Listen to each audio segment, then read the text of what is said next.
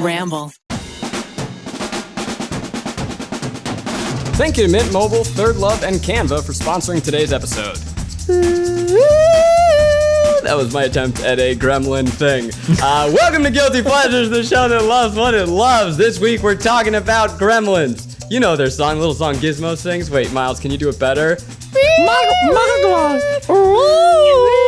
Oh, that's why I should have done that. Well, hey, Garrick and Kelsey are out doing the Thanksgiving festivities, but I got our producer extraordinaire, Miles B, in the studio. Hey, Miles. Woo, Mogwai. Miles is kind of like what happens if you feed Kelsey after midnight. So that's correct. We're happy to have you. A scaly sort of lizard. And very excited to have her joining us in the virtual studio today. You know her from You, Season 3, and the excellent podcast, Haunt the Johnsons. Shalita Grant is in the house. Hello, Shalita. Thank you. Thank you very much. Shalita, okay, before we get into Gremlins, it is such a pleasure to have you in You, which is one of my favorite shows. I almost want to call it a guilty pleasure of mine because I like it is presented as a chick flick show, but it's not. It's got death, it's got murder. I think it's such a brilliant subversion on the rom-com tropes. And in season 3, you play Sherry Conrad. You are a momfluencer. You are, forgive me for saying, just perfectly one of the worst people of all time. And then by the end, my absolute favorite part of the show. So congratulations, first of all. Thank you. Yes, I love it. You know, Zach, when we were shooting this, I was like, wow, it's going to be so nice. People are going to be like, I hated you. Oh, and I'm going to just relish it because I got a nice face. This face, people want to talk to it and they stop and I did a comfortable show. So people swear they don't know me from TV. They know me from like church or like, you got sweet face syndrome. I got sweet face syndrome. Mm-hmm. So I was on set like, oh, I can't wait to show people I got another side. You know what I mean? I can make you feel other things. You know what I mean? Mm-hmm. That is awesome. But then in the end, you love me because I don't mean it. But yeah. I mean, as a fellow sweet facer, I feel your pain. It's so hard to be so lovable. Yes. And that's too, like you were saying, like, I feel like You is a guilty pleasure. And I was looking at you, I was like, yeah, because you got a Joe thing about you, Zach. Yeah. Oh, no. It was nice to see like a little doppelganger situation. Like, this is a different life. This is if Zach went bad. Because y'all do kind of have the same like vibe. And you wearing a hat. It's just now blue. That's you know? right. That's but true. It's probably the same style. You know what I mean? Like, it's just like. I do look a little bit like Joe Undercover right now. Now that you say that, I do see. Look, Garrick's not here, so to punish him, I wore contacts because he thinks my eyes are so beautiful. But certainly in the hat, I look like I could be stalking my future love interest. No further comments. You do. Yeah. You do. So I get it. You get it. I get it. It's good. This is the first and probably last time I'll ever be compared to Penn Badgley, and I don't even want to ruin this moment. I just want to take this compliment and run with it. It feels great. Yeah, just keep it going. Keep it going. I will say that when I started watching the show, the way that in the show you and your character send up influencer culture, I turned to my fiance Megan. I'm like, well, I should just quit. I need to stop. I need to delete all my accounts. I hate myself and who I've become. So thank you, Shalita, for that eye-opening moment. You're welcome. I always aspire, with all of my characters. to make people hate themselves. No matter what they say about them, I'm always like, there's a heart in there and there's a reason, So for me, it's like Sherry encompasses so many audiences. She's got the influencer audience. She's got the mom of twins. That's a different kind of mom. You've got, like interracial dating. You've got, swingers. You've got like, she just, represents so many bisexual women, who are totally into like period syncing and shit. And like, like this body positivity, like all of that. Like she just represents all of it. and she sends it up. And it's important because when you look closely at anything, you start seeing the bullshit, no matter where you are, you know, like to some beautiful chapel, you know, you take a look and you're like, actually, this shit is really, you know, sticks and clay here. You know what I mean? Like, how the hell do they keep this going? You know, like you can find something about anything if you look closely enough. But if at the end, you know, your conclusion is, it's okay. It's fine. You know, I think that's great. Well, I'm not just blowing smoke up your ass. Genuinely my favorite part of the season. And the Swingers episode is one of the most fun hours of television this year. So I will say no more, but to our listeners, they should check it out because it's just a blast. But we're not talking about you today. We are talking about you. We're talking about Gremlins. So Gremlins, the 1980s Joe Dante classic. I can give a little synopsis, and then I want to hear it first. Shalita, what does this movie mean to you? Oh, you know, I'm gonna keep it real with you, Zach. You know, when you asked me what I wanted to see, everything like that, I was like, oh, you know what? I just watched Gremlins on Netflix. Oh, so you thought it'd be easy. Yeah, it's like something recent, you know? Yeah. So for me, Gremlins represents a very recent moment in my life where I look back. Well, let me say this. I really love horror films. Hell yeah. I love horror. I love all the subgenres. There's some shit for me and everything. You know what I mean? Like, I love it all. And I've got my many reasons. One of them is that the horror genre, right? Like, it's one of the most like consistent genres I can count on that'll have like a strong female lead, right? And you know, there is the final girl of it all, right? So basically, this girl like goes through life, right? Just like totally unassuming, sometimes like super innocent, sometimes super not. But then like the craziest shit happens. She might lose fingernails, toes, arms. She's gonna lose family members, definitely. Shalita, please. Yeah. This is a family show. Yes, definitely. But you know what? By the end of it, she killed the monster. And she limping up out of there. Horror is where the sweet faces of the world get to rise up. Yes, exactly. So, you know, when I was like busting my ass in LA when I first got here, let me tell you something. I decided to make friends with my emotion of disappointment because that emotion, disappointment, listen, when you like figure out what that is, you realize like, wow, like my reaction to this emotion makes me do some crazy shit. And so I was like, I'm going to be disappointed a lot. I'm an actress. It's just the name of the game. So I have to figure out how to get fine with rejection and disappointment and like, you know, having hope and having a really good imagination and being able to like see myself there and I like sign the contract and then to get the call that you didn't even make it past the second callback. It's like, are you fucking kidding me? I need that money. I would hate watch shit that rejected me and I would laugh. It would be my favorite thing to do. And I had a lot of things to watch because I got rejected from a lot of different places. So I used all that time I wasn't working looking at those projects. We gotta do a follow-up Guilty Pleasures episode where you just shit on every role that turned you down. I was like, actually, didn't want it anyway. This looks like shit. Damn right. Yeah. Take that, Warner Brothers. Yeah, exactly. Yeah. Your idea actually sucked. So you know what? Turns out I don't want to be Thor. Thanks very much. Thank you very much. Thank you. Captain America who? Yes.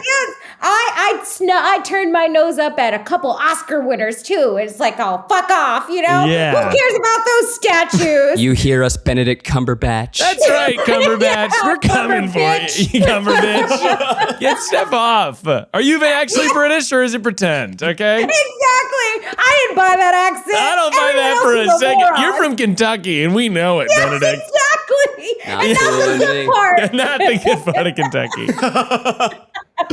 Wow. And by the way, I would argue that the Gizmo the Mogwai is the final girl of this movie. Yes. I believe so. And you know what? Also got turned down for Thor, justice for Gizmo. Sweet.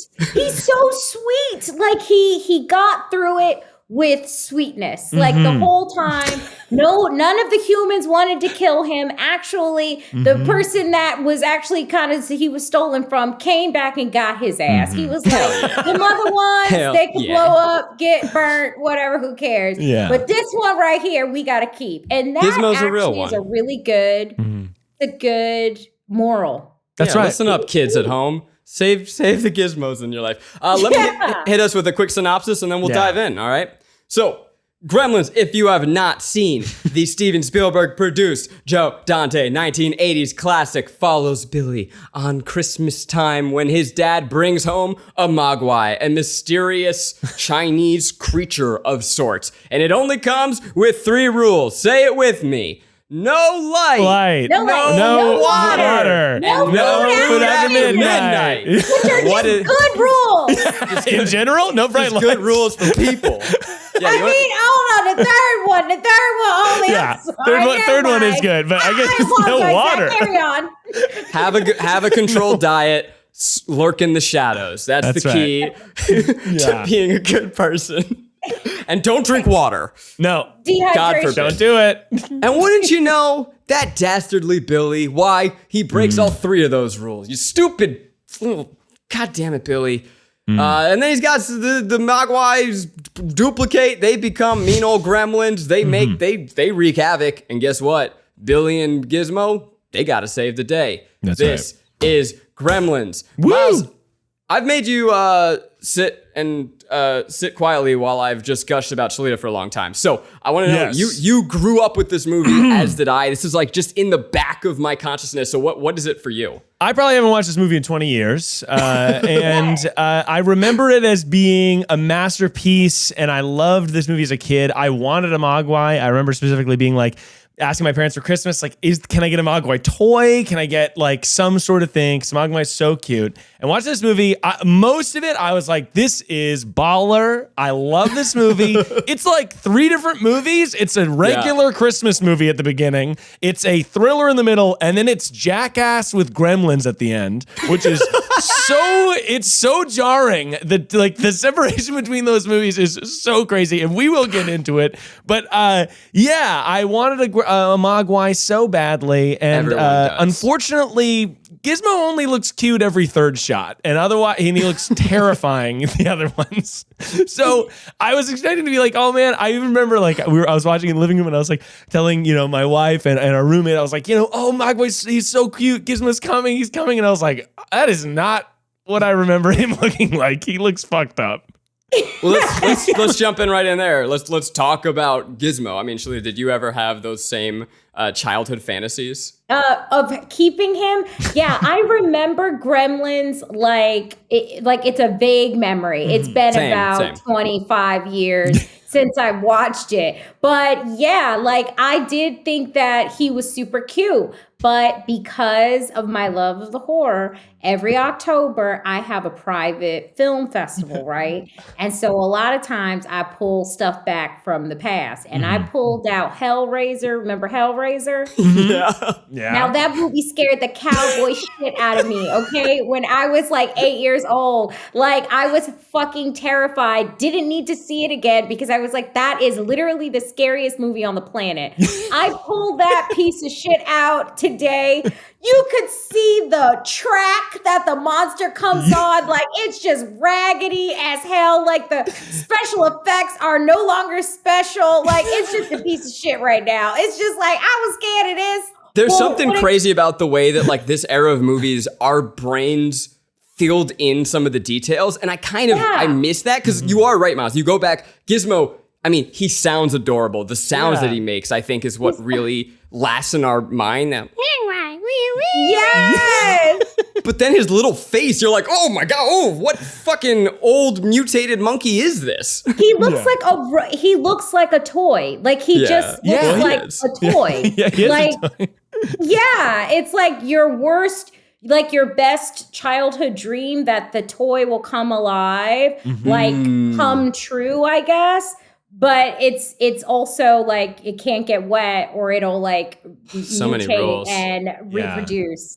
I had an intense fantasy as a kid of having a pet monkey. And I think that this character is very intelligently designed to have what's cute about a monkey, but it's shorter, it's stouter, his face is wide, he's got the big cute ears like from a puppy dog, and his voice, and he talks, he speaks, he understands us. Like, we all wanted to have a dog that we could talk to and the dog understands us. So it just, like, at its very core level, it gets that desire that we all have and just checks every single box. It almost feels like a cheat code. This holiday season, the best deals in wireless can only be found at Mint Mobile. Right now, when you switch to Mint Mobile and buy any 3-month plan, you'll get another 3 months for free. As the first company to sell premium wireless service online only, Mint Mobile lets you order from home and save a ton, with phone plans starting at just $15 a month. By going online only and eliminating the traditional costs of retail, Mint Mobile passes significant savings on to you. Yeah, baby. All plans come with unlimited talk and text, plus high-speed data delivered on the nation's largest 5G network. Switch to Mint Mobile and get premium wireless service starting at just $15 a month. For a limited time, buy any 3-month Mint Mobile plan and get 3 months and get 3 more months free by going to mintmobile.com/guilty. That's mintmobile.com/guilty. Cut your wireless bill to $15 a month at mintmobile.com/guilty. Yeah, it's like, it's exactly that, Zach. Like, that's so good because I just finished the ending about 5 minutes before we got on. So it's fresh, if you will.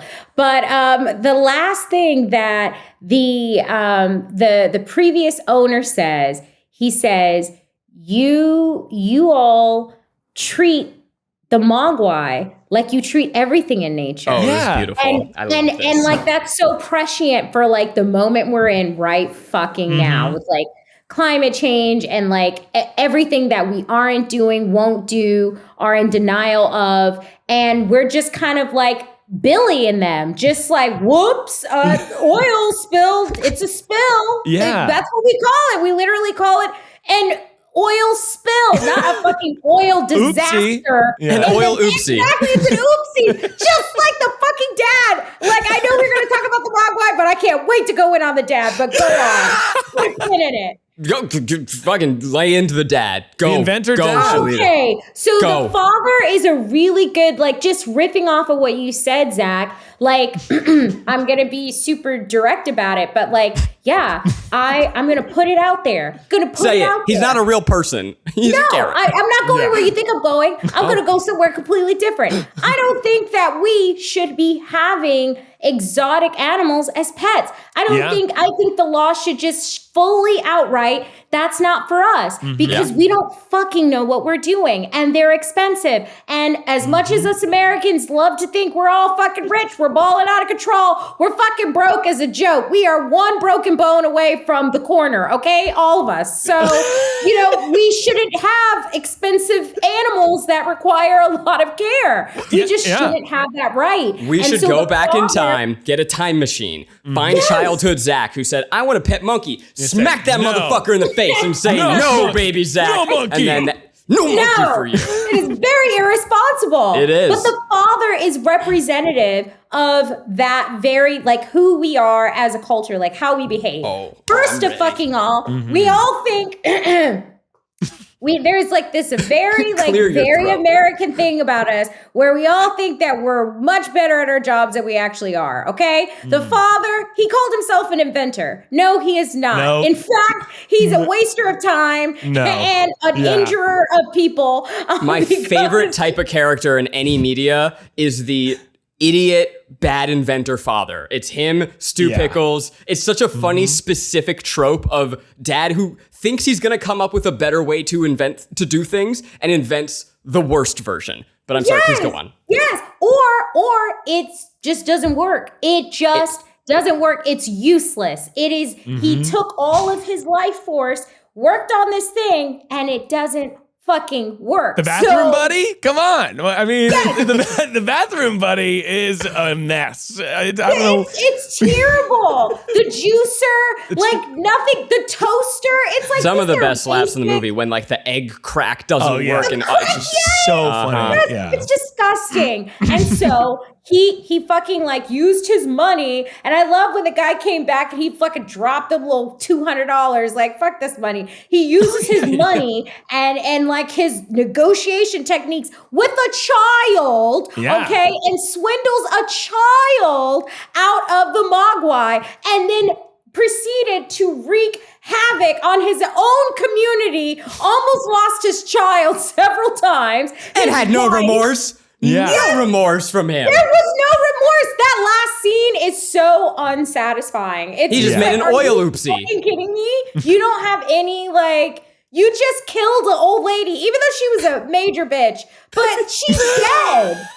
She's dead, and she would still be alive had you not done any of the things you did before. There is a science teacher with a syringe in his ass. I can't believe the science teacher. I can't believe they killed Mr. Hansen. I felt like that guy, that was devastating. By the way, this movie is brutal. There's just so many brutal things happening in this movie, and like people for sure died.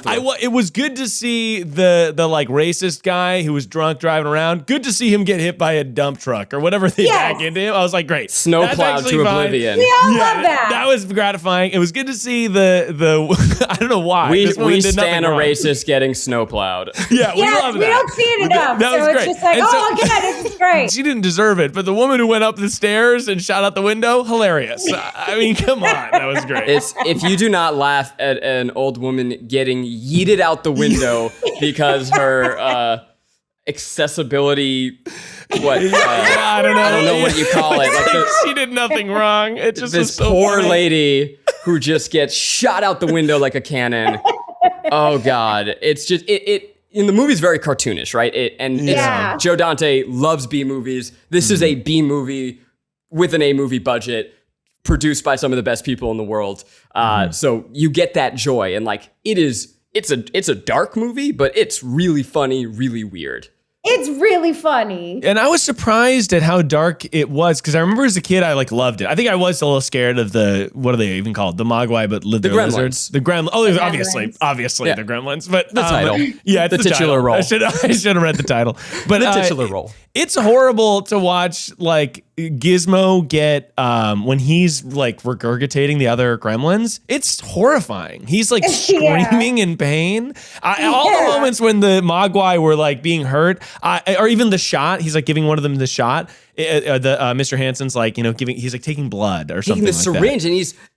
It's terrifying. This movie is fucking teddy bear torture porn. You are watching the most adorable, precious creature on the planet being brutalized. They hang him up on a dartboard as he's shivering uncontrollably. It's terrible. It is so heartbreaking. And yes, the moment you talked about, so they dump water and they're like, okay, again, motherfucker, 3 rules. There are 3 fucking rules. Billy. Billy. Okay, and he has a glass of water, just a little fucking oopsie oil spill onto his new incredible magical pet, and its back bubbles with boils, and it's disgusting. Yeah, it's so bad. It's so bad. And I think like, okay, just going with this, just keep it going. Just keep it going. Is that their lack of empathy for the pain that this beautiful creature it feels is so like us. We don't give a fuck. We like, that probably do hurt, but it's cool. Look, like we don't care. It's so savage. It's so fucked up. I am genuinely ecstatic that you brought this up so early and that you brought it back here, Shalita, because this is like, it's a silly movie. We remember it's like, it's the movie about the cute thing that becomes the scary thing that kills stuff. But there are so many possible, very insightful social commentaries that you can extract from this movie. And I was stunned rewatching this as an adult man. Like, I remember it vaguely as a kid. I don't even know that I ever actually saw it. I just knew that I was terrified of feeding a pet at night. That's it. That's my lasting legacy you from it. The last rule too. The last rule is a good. That's the one. But So you have the commentary of like how we don't treat the planet right and the natural resources right, but there's also a ton about consumerism. And I think that it's no mistake that this movie takes place at Christmas, that the father's first impulse when he sees it is, oh, we could sell this. And I forget his last name, but he calls it like the Porter Pet or whatever their last name is. Like, it's just about, hey, we're going to extract from the world and sell it. Like, it's no mistake that, by the way, he's like, he just discovers this new Chinese thing and he's like, I'm going to sell it to white people. There's a lot in there and I couldn't believe it. Yeah, no, that's so right on. Like, that's so fucking right on. I'm so glad you took it there too, though, Zach. Like, wow, like, love that. So I'm gonna meet you there. So I got a deeper level coming up later. Just wait. I'm going deeper. This is good. This is great. Okay, so make it real. I'm gonna meet you over there, and then you can take me deeper. So yeah, I felt the same fucking way, man, because. You know, the whole thing that you said about like the dad and like he was mediocre. He was at best, he's mediocre. At best. I mean, the truth is he's fucking a danger. He's a danger. Okay? That's the truth. And so he just, like you said, stumbled into this Asian, the Chinese, you know, Chinatown and fucking find something. And then the first thing, and this is something that, you know, it's kind of close to me, right? Like, I have a thing about the capitalizing on everything. Like it's such a bad habit that we have as a culture that if you see someone being good at something or enjoying something, you automatically encourage them to like make money doing it.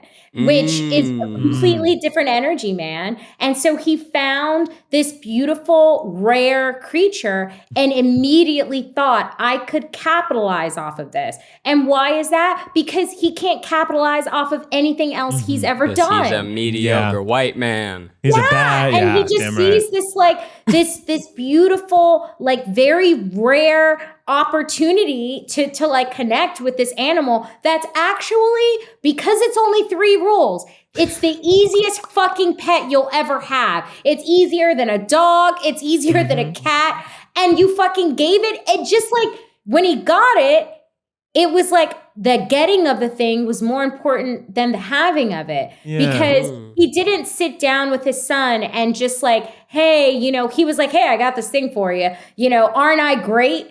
Didn't that make you feel good? Got some plans for it. Take care of it. But there was no genuine, authentic connection or even like a genuine like spirit of like, hey, you know, this is rare and it only comes with 3 rules, but it's really important that we follow this. And he was like at the inventors conference, you know, he dropped it off and then went to do what? I don't know. Hang out with the other inventors. Nothing important. No. Nothing of success. No. And on that same note, I loved that the love interest, Billy's love interest in this was like, no, fuck Christmas. Christmas is bad and everyone's pretending to be happy and they're all depressed. And I was like, okay, I like this. This is like a really interesting angle that I haven't seen before. And also oh my God, the story that she tells at the end about her dad. Fucking Christ, the story of her dad dying. That is the most out of left field, truly shocking to my core, like gasped, jaw dropped. I had to rewind to be like, no, what's the context that I missed? Holy fuck, who wants to, I'm afraid to say it. It's like a Black Mirror episode. The dad does something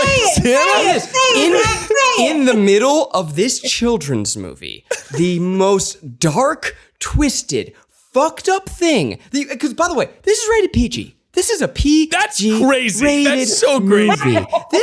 This movie says maybe your parents should be there, but you know it's suggested. This is a children's film where creatures are in blenders splattering blood, where a mom takes a butcher knife and stabs a pet until it dies. This is a children's film where a dog gets hung up on a string of lights left out in the cold to die. Yeah. Oh, and this is a children's film in which a main character recounts the story of why she hates Christmas. Her father disappeared Christmas week, and they were waiting, and they said, "Daddy, are you coming home?" "No." "Daddy, are you coming home?" "No." So finally she goes to light a fire, and that's when they notice the smell. And they open the fucking chimney, and they find her father dressed in a Santa suit, and he died in the fucking chimney. Are you kidding me? That's horrifying. Are you kidding? It's so and hilarious. Terrifying. Horrifying and hilarious. Yeah, That is really unnecessary. So It's unnecessary. unnecessarily gruesome. What does that have to do with the movie? And they don't nothing. I'm a smart man. I went to a film college. I write scripts. I think about messages. I don't know what the fuck that has to do with this movie. And it is so. No. And I'm gonna dip into my fun facts at the end here, okay? The studio said, "Hey Joe, maybe take out the part where the dad gets stuffed in a chimney, breaks his neck, and dies." And he says, "No, for me, that is the movie." That's baller, though. To be like, yeah, fuck off. Like, no, that's the whole movie. Is that there's a dead Santa in a chimney. You know that feeling when you get a gift that you're truly excited about? It's, you feel seen, you feel like someone out there in the world gets you and loves you. So fellas, listen up. You want to get the women in your life something truly special that will change their lives. Get them something from Third Love, because Third Love makes being the good gifter easier than ever. They've got a range of premium, everyday essentials that make gifting for the women in your life effortless. Look, I'm an idiot. I don't know much about anything, but I do know that Third Love equals quality, and I know that Maggie loves it, okay? The online shopping experience is easy. She was able to find a bra that's comfortable, that fits. Look, it's so comfortable, she doesn't even care about taking it off at the end of the day. Third Love obsesses over each stitch, so you never have to think about how something feels, looks, or wears. Feeling is believing. Upgrade to everyday pieces that love your body as much as you do. Right now, you can get 20% off your first order at thirdlove.com/guilty. That's 20% off at thirdlove.com/guilty. Oh, I'm out of breath. Someone else talk. I'm sweating. Cigarette. I love the darkness in this movie. I mean, again, this movie starts, it's very regular. It's just a Christmas movie. It's just Super basic. Super basic. He's getting a gift for his son, whatever. And then, by the way, there's a million plot lines that are never, brought back. Like, his friend from work that's like, oh, I'm the Judge manager. Reinhold. Yeah, fucking exactly. great. Judge Reinhold's in this shit disappears. Incredible disappears. By the way, Mike Ehrmantraut from Breaking Bad plays a cop in this for 5 seconds. And he's one of the cops in the cop car. And I was like, is that Mike from Breaking Bad? And it was really quickly. And then he's gone. But so much of the darkness is offset. It's like that moment where she's telling about her dad dying in the Christmas tree is 5 minutes after a 10-minute sequence of Gremlin, of what I would call Gremlin black box theater. There's Gremlins with lipstick. They're doing movie tropes. They're running around, and the bartender is just fucking serving them. They're smoking cigarettes. The most batshit sequence. I can't even really understand it. Gremlin, they're playing poker. He pulls out a gun and shoots. It's all these movie tropes. I've never seen anything like that in a movie, and I was also just like, this is long. This is really long. Did the studio have no notes on this? It's long. Almost 2 hours. That's an hour and 42 minutes. Yeah, right. Yeah. Okay, I'm gonna jump into more fun facts because it's just perfectly timed. Please. One of the studio notes to Joe Dante and executive producer Steven Spielberg, after seeing the first cut, is that they said there were too many Gremlins, and so Spielberg, proving forever that he is the goat of all goats, suggested cutting them all out and calling the movie People. Which is so just saucy. So that's salty. how you give I know. If I would have got that note back as the executive, exactly how you were reading it, how you were saying it, is how you would read it, and then you get to the end and you be like, did this motherfucker call me? What did you say? cut so much deeper than saying "fuck you." It's just like Steven looked him in the eyes through words and said, "You are dumb, and you will never be even close to as great as I am." Yes, exactly. So it'd be like, all right, just don't worry about that note. Why are we even bothering him? You know how he's rude. If we didn't want to have a bad day, we should have sent no notes. So speaking of Stevie Boy, did you notice the credits of the opening credits of this movie is just like a who's who of who shaped Hollywood for the next 20 to 30 years. And you're looking at me, so maybe not. Okay, so we've got Spielberg produced this.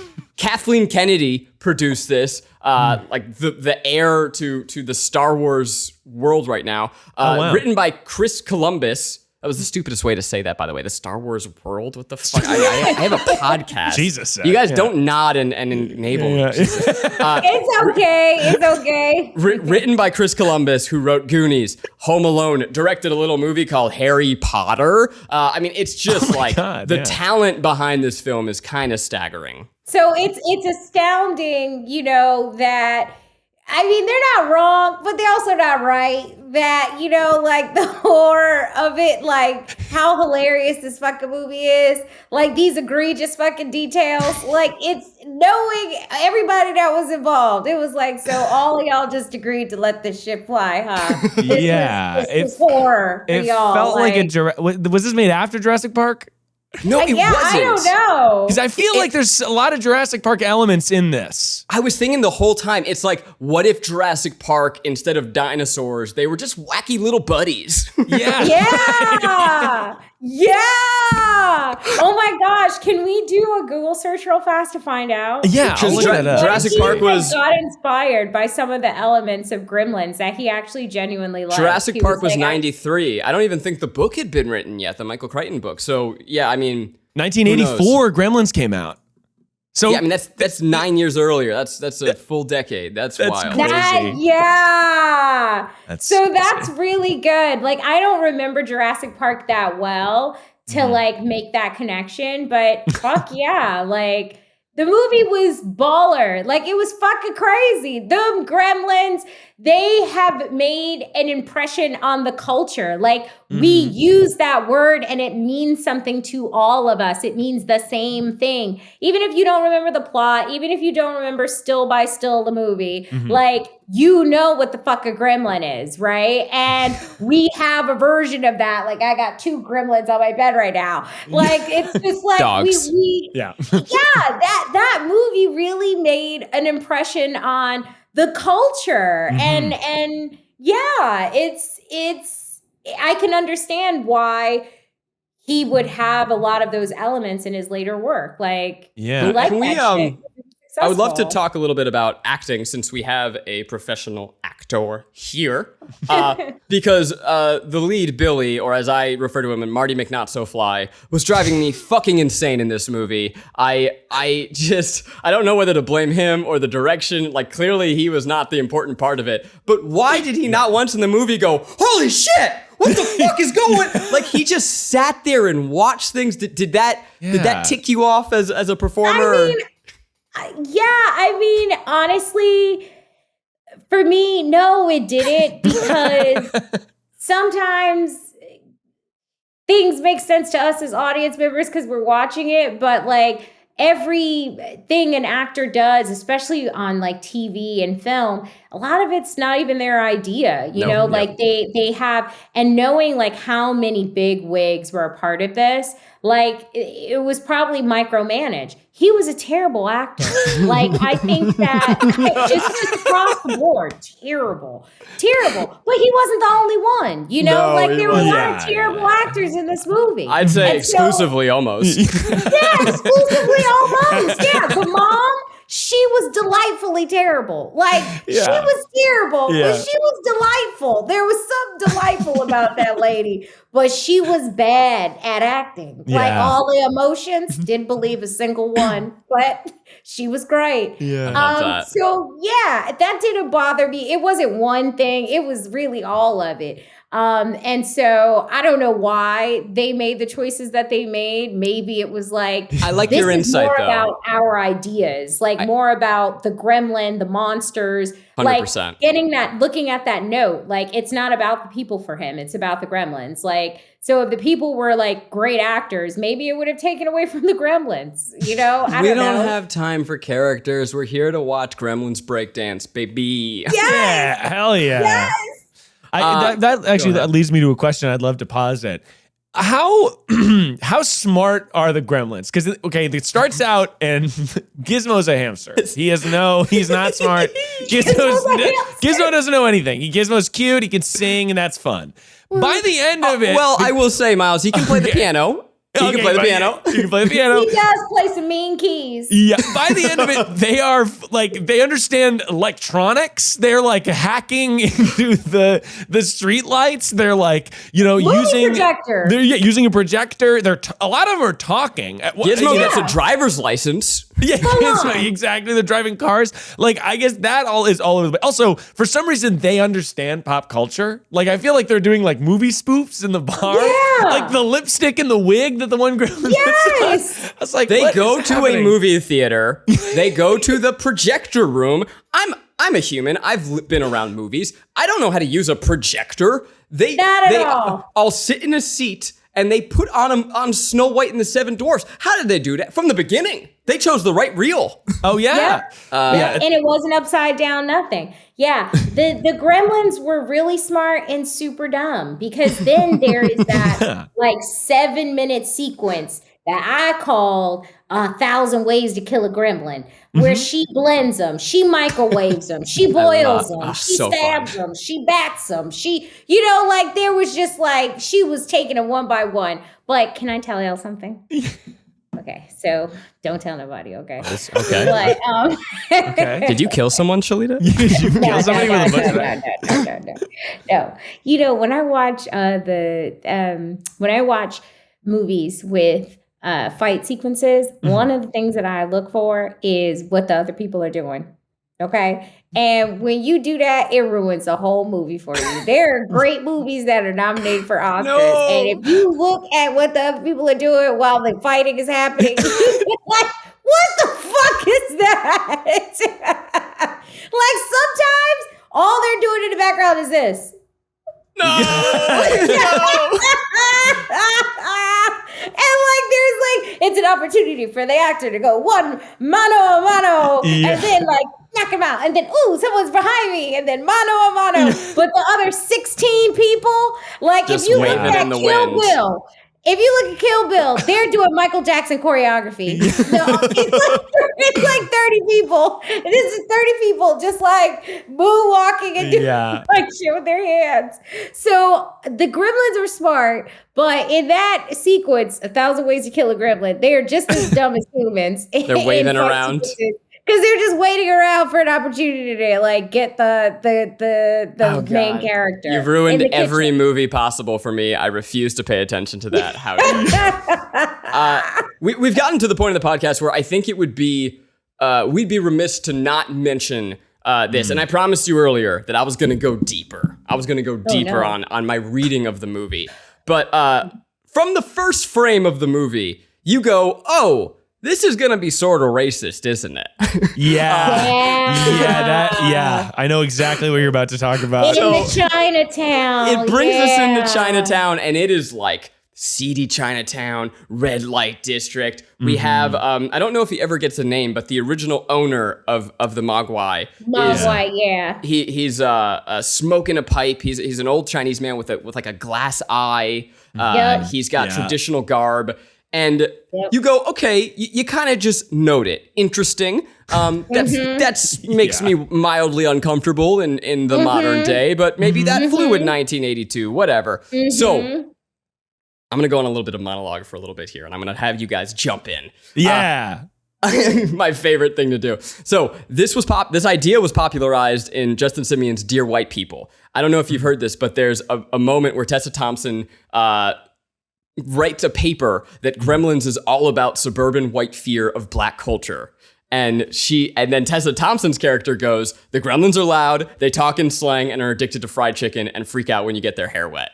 So I was like, that's so funny. Wow. I want to watch this movie through that lens. With that lens, And what I got is actually not just a movie about white suburban fear of black culture, but just xenophobia all over. So much so that I cannot believe that it's not the actual genuine intention of the movie. And I'm curious if you guys picked up on that at all. But in the first 10 minutes, you have the old white racist ranting about how foreign cars are worse than American built cars, right? And like, why and they bring that back 3 times. You have this character ranting about like, these damn gremlins, these foreigners coming, American made's the best. Okay, I have so much. I like literally wrote a fucking thesis paper in my notes. Okay. Does it look like an Adderall notebook? You're just I really was going. I was feeling it. So what I think it actually is, the lens that I watched it through, and then I found a really brilliant article by this woman, Wendy Allison Lee, where she talked about, she's an Asian American woman,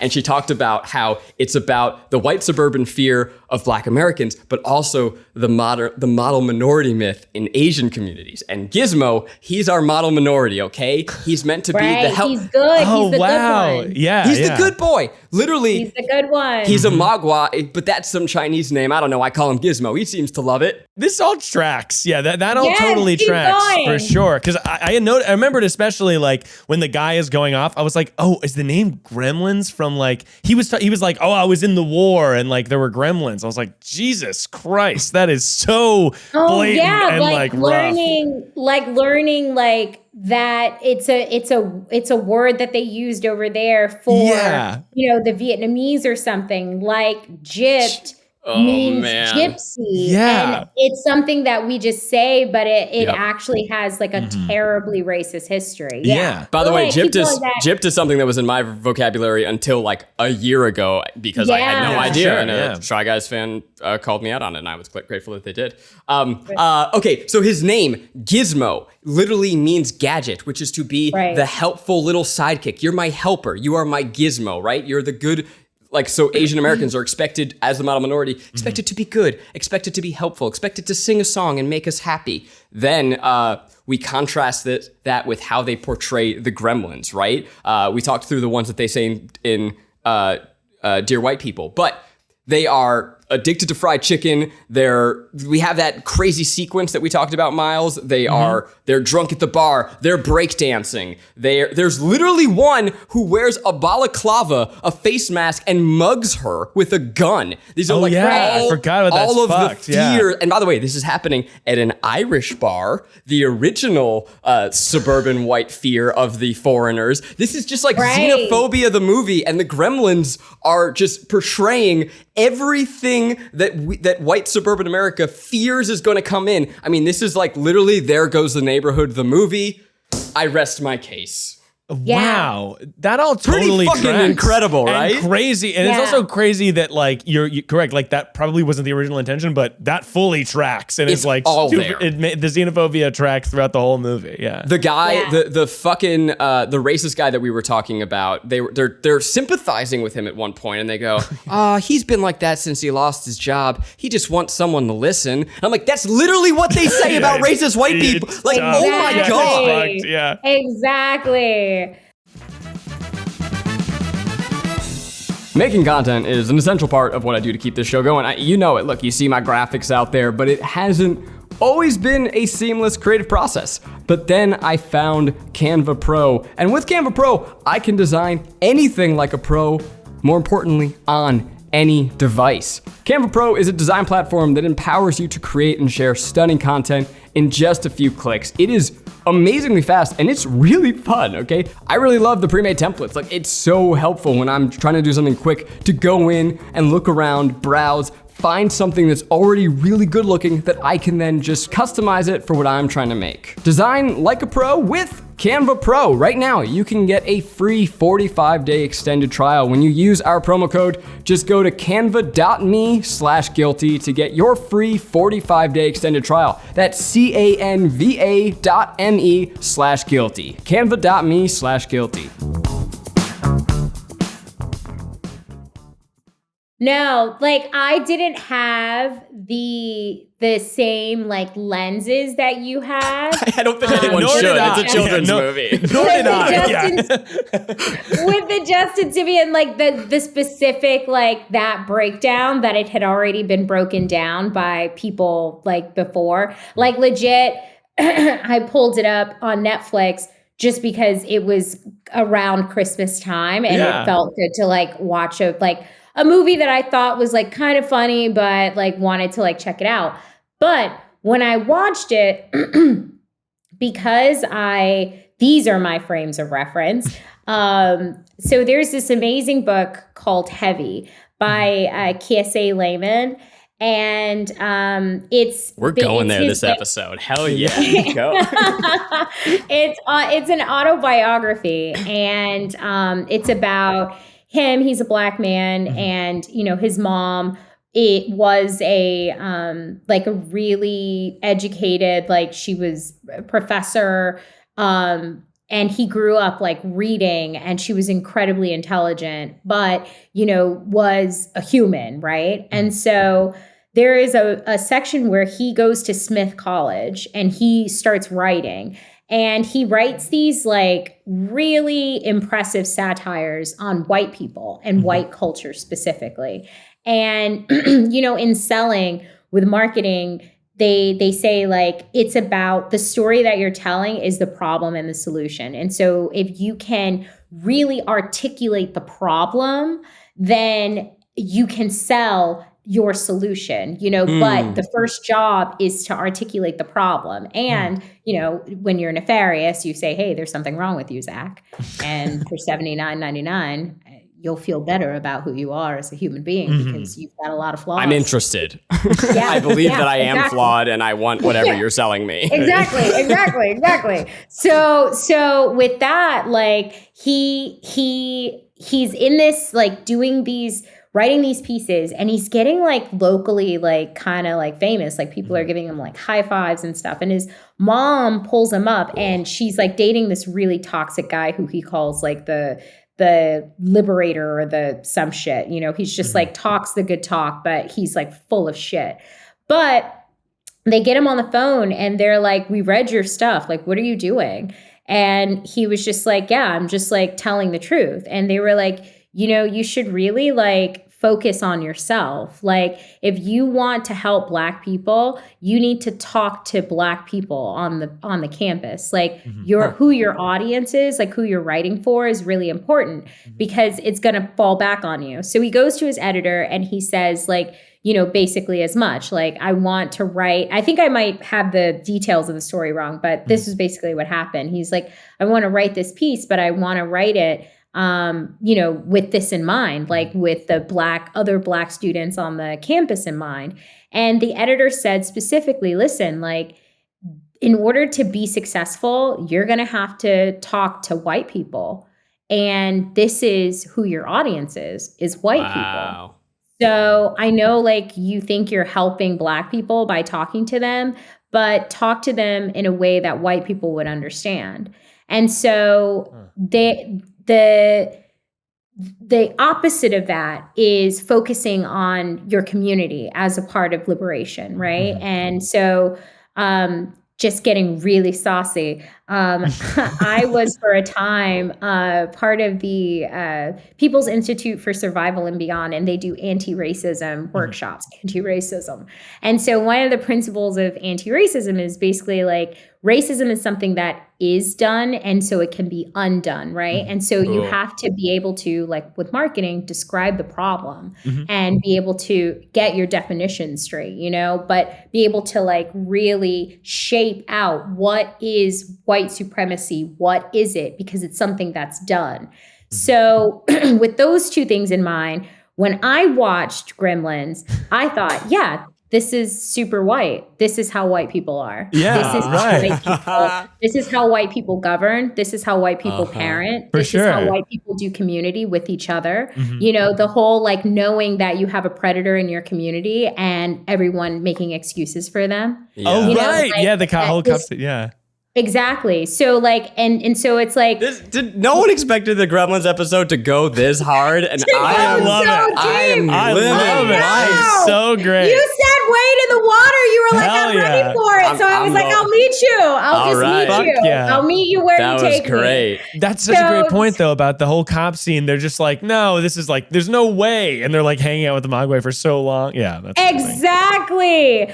But for me, I want to, if we're going to talk about like, you know, breaking down white supremacy, it's like really putting the lens where it belongs, right? And it's like the movie, it's you know, the Gremlins do represent blackness, definitely, absolutely. But this is not a movie about blackness. This is not a movie about model minorities. This is a movie that uses blackness and uses model minorities the same way that white people use model minorities and black people to build, you know, so to have their frame, you know, so it's like, yeah, in order to like really understand, it's like, yeah, that's exactly what happens, like word for word. And it's really good because it was made by a bunch of white people who knew they were making a movie about themselves, but didn't know what they were revealing about. They didn't know how.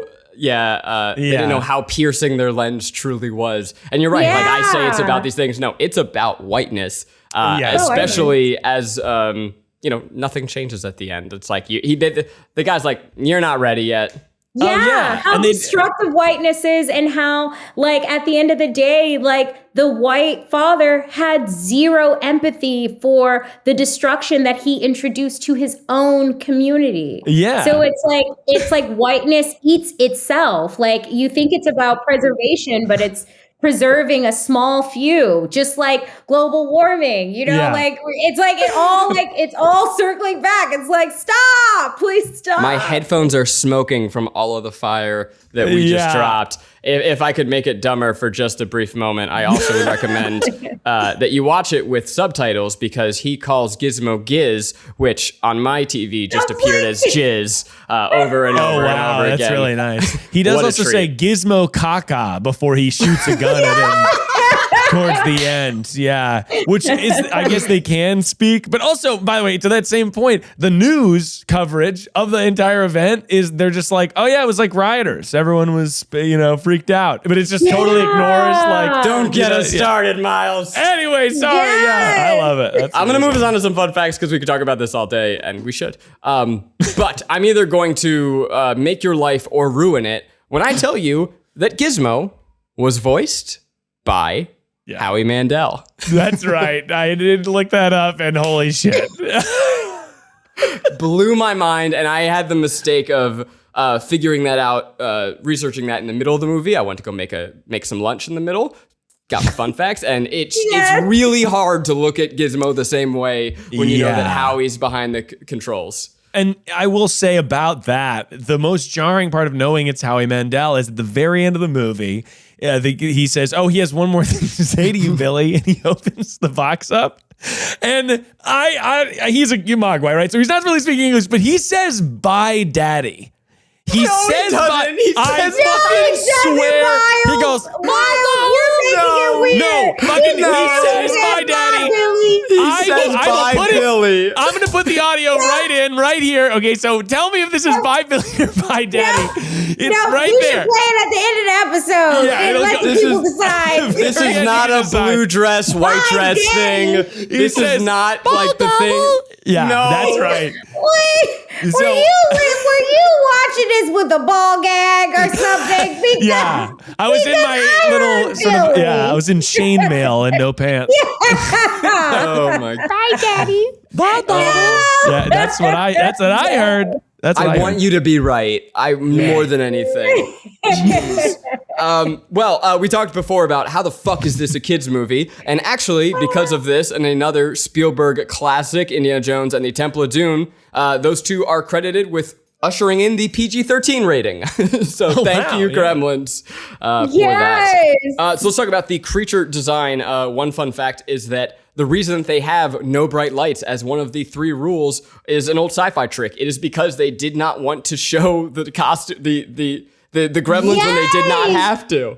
Oh, that's Yes. great. I also love that you don't see the Mogwai until like 18 minutes in. Like they keep it from you for a while. I will say one last thing that I remembered was in the kitchen scene, you can see someone's head operating the puppet that is the Gremlin. No way. In the great. lower left, in the lower left corner of the thing. And it's a quick shot, but I was like, that's someone's head. That is someone's head under the table, kind of being like holding up. We did brush over it, but like it is worth calling out how much of a joy it is to watch a movie with pure practical effects, all puppetry. The cocoons they hatch out of are all practical. It's just so fun. It's tactile. Obviously, it's goofy as fuck sometimes, but man, it's great. The cocoons were gross. Oh my so God, gross. they were so nasty. I was like, just smash them. You know how you get that irrational like rage when you see like textures or like really gross, and you're like, I just want to smash that into oblivion. Yeah. That's what I wanted to do with those cocoons. They were disgusting. It's like, don't let those things live. It's so great. And I also say, I think that like the scene right before that where the regular Mogwai are eating the chicken and you see their lips and they're like, They're super so close disgusting. Up. Oh, it was awful. really close up on like their weird, they're like, oh man, their furry hands. Yeah, that was tough. Oh, God. That was tough to see. So it was suggested that they should use puppets instead of the proposed stop motion idea. So as a compromise, the studio suggested, what if we do a spider monkey in a suit? And so you guys look horrified. I wanted to let that land for a second. That's horrible. So they did a test at Joe Dante, the director's office, in which the animal went fucking crazy when they put a mask on him. He tore the office apart and shat everywhere, covered his office in poop. Dante screamed at the trainer to get the animal, and then Chris Wallace, who basically stopped and turned to him and said, so, puppets? There's some good behind-the-scenes stories. That's a really good behind-the-scenes story. Yeah. And then this one kind of blew my mind. This movie was a huge hit, one of the biggest hits of the 80s. It was actually the fourth highest grossing movie of the year. It opened at number 2 the weekend that it came out because it opened the same day as Ghostbusters. Can you imagine? Oh, that's crazy. What a time. That was a crazy weekend. Ghostbusters is great too. Oh, it's like, I mean, that reminds me of when Drag Me to Hell and Up came out the same weekend. God damn. very different movies. Yeah. Yeah, Drag Me to Hell and Up. Yeah. Yeah, that was the best weekend of my life. All right, well, now this was so much fun, but the time has come for us to decide, is this movie a pleasure, a guilty pleasure, or just plain guilty? Shalita, we're going to ask you to give it a designation, but really this is your chance to kind of give us a speech to the people. Should they see it? Why should they see it? Yeah, fuck yeah. You should totally fucking see this movie. You know, like, we talked about it from the rooter to the tutor, you know, the whole thing. You know, we looked at it from the lens of 2021 and you know, looking at it for everything that it offered us about whiteness and white supremacy, but also like what it offered us, you know, as far as like horror and like, you know, sometimes you want to be scared, but you don't want to be that scared. You know, you might want to laugh a little bit, you know?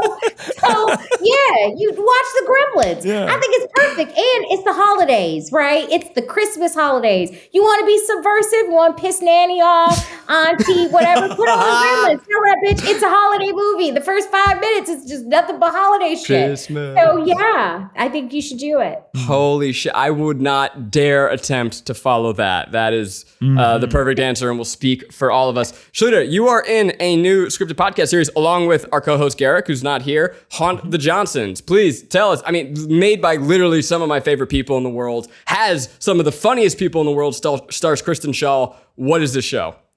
It is a wonderful little podcast. It's like a blend between podcast and audiobook, right? And so real quick in a nutshell, the Johnsons, I play Miss Johnson, if you're nasty, is a psychiatrist. And my husband, you know, is a lovely man with many interests.